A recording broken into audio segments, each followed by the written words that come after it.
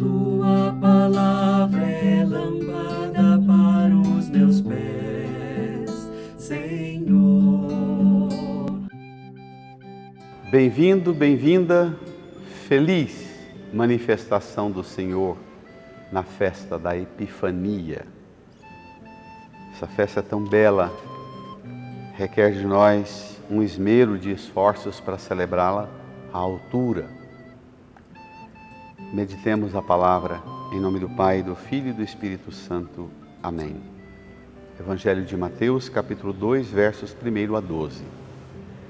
Tendo nascido Jesus na cidade de Belém, na Judéia, no tempo do rei Herodes, eis que alguns magos do Oriente chegaram a Jerusalém perguntando: onde está o rei dos judeus que acaba de nascer? Vimos a sua estrela no Oriente e viemos adorá-lo. Ao saber disso, o rei Herodes ficou perturbado, assim como toda a cidade de Jerusalém. Reunindo todos os sumos sacerdotes e os mestres da lei, perguntava-lhes onde o menino deveria nascer. Eles responderam: em Belém, na Judéia, pois assim foi escrito pelo profeta: e tu, Belém, terra de Judá, de modo algum és a menor entre as principais cidades de Judá, porque de ti sairá um chefe, que vai ser o pastor de Israel, o meu povo. Então Herodes chamou em segredo os magos e procurou saber deles cuidadosamente quando a estrela tinha aparecido. Depois os enviou a Belém, dizendo: ide, procurai obter informações exatas sobre o menino e, quando o encontrardes, avisai-me para que também eu vá adorá-lo. Depois que ouviram o rei, eles partiram e a estrela que tinham visto no Oriente ia adiante deles até parar sobre o lugar onde estava o menino. Ao verem de novo a estrela, os magos sentiram uma alegria muito grande. Quando entraram na casa, viram o menino com Maria, sua mãe. Ajoelharam-se diante dele e o adoraram. Depois abriram seus cofres e lhe ofereceram presentes: ouro, incenso e mirra. Avisados em sonho para não voltarem a Herodes, retornaram para sua terra seguindo outro caminho. Amém. Avisados em sonho para não retornarem a Herodes, seguiram outro caminho. Boa dica para 2023. Além daquela dos pastores, voltar louvando e glorificando a Deus, uma outra dica é: volte para o batente de 2023, trabalhe e viva esse ano, não nos caminhos de Herodes, não nos caminhos dos Herodes de hoje, dos arrogantes e prepotentes que querem deter para si o senhorio de tudo. Os magos do Oriente chegaram a Jerusalém no tempo de um rei, Herodes, fazendo uma pergunta mais fora de lógica: onde está o rei dos judeus? Pensa na gravidade da pergunta. O Oriente, para o povo da Bíblia e para nós ainda hoje, é a terra distante de um universo desconhecido, de tradições espirituais, de povos e culturas milenares, cheios de um emaranhado de compreensão, de doutrina, de simbologia, de coisas que não combinam com a limpeza do raciocínio da Bíblia. É a terra das magias. Lá pertinho de Israel, já a Mesopotâmia, com os povos mais antigos que lá surgiram entre o rio Tigre e Eufrates, surgiram os grandes elementos que compõem a civilização hoje, da ciência, da organização da cidade e mesmo do raciocínio, da escrita, da matemática. Lá pertinho e vai até o extremo, Índia, China, Japão, aquele mundo todo, é um mundo estranho, de gente que vem de lá de longe, inquietos. Onde está o rei dos judeus? E dão uma pista: vimos a sua estrela. Tem alguém comunicando com essa gente estranha de lá. Uma estrela, viemos adorá-lo. O verbo adorar aparece 3 vezes. Nos lábios dos magos, nos lábios de Herodes e no relato que o evangelista Mateus fala no final da viagem, ajoelharam-se diante dele e o adoraram. Queria tomar com vocês, irmãs e irmãos, o texto diz assim que, ao saber disso, Herodes ficou perturbado, chamou e fez um cursinho rápido de Bíblia, reuniu os sumos sacerdotes, mestres da lei, perguntou e eles deram uma catequese bíblica para Herodes. Depois Herodes chama os magos também reservadamente, em segredo. O texto diz que Herodes chamou em segredo os magos, procurou saber cuidadosamente sobre essa estrela e os enviou a Belém e disse: vá, quando encontrá-lo me avisem, eu também quero adorá-lo. Nós já sabemos que adorar para Herodes é mandar matar a meninada recém-nascida, os meninos, as crianças de menos de 2 anos, para que não haja concorrente no seu vasto reino. Adorar. Aqui está a razão da nossa vida.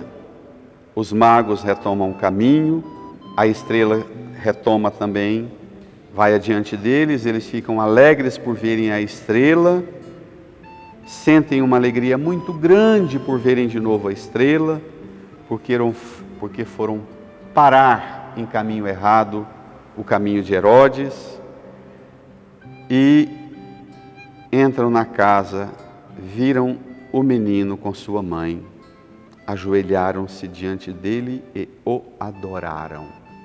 Bento XVI diz que essa é a razão da relação do homem com Deus, a adoração. A religião cristã, a tradição do povo da Bíblia no Antigo Testamento tem esta finalidade, o caminho que conduz o povo à íntima comunhão com Deus, e essa íntima comunhão com Deus se chama de estado de adoração, pôr-se em adoração. Todos os anos eu repito isso e vale novamente dizer, nós temos uma compreensão muito fraca do que é adorar. Uma prática piedosa, importantíssima, que não devemos deixar de jeito nenhum de fazer, a visita ao Santíssimo. Mas para nós adorar, muitas vezes, é chegar diante do Santíssimo, rezar o terço, abrir uma sacola, abrir uma carteira e ler muitas rezas, muitas devoções, muitas coisas lindas que os santos escreveram, fechar aquilo e pronto. Isso tudo deve ser mantido como preparação para a adoração, mas isso não é adoração. Adoração é mais do que isso.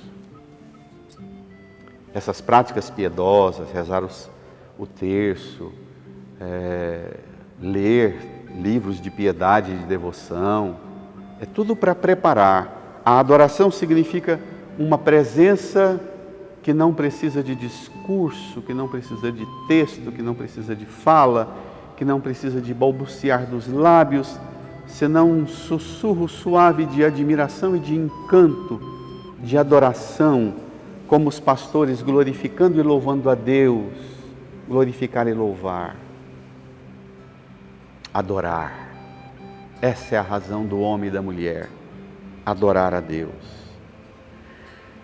Bento diz que o povo do Antigo Testamento se perdeu várias vezes.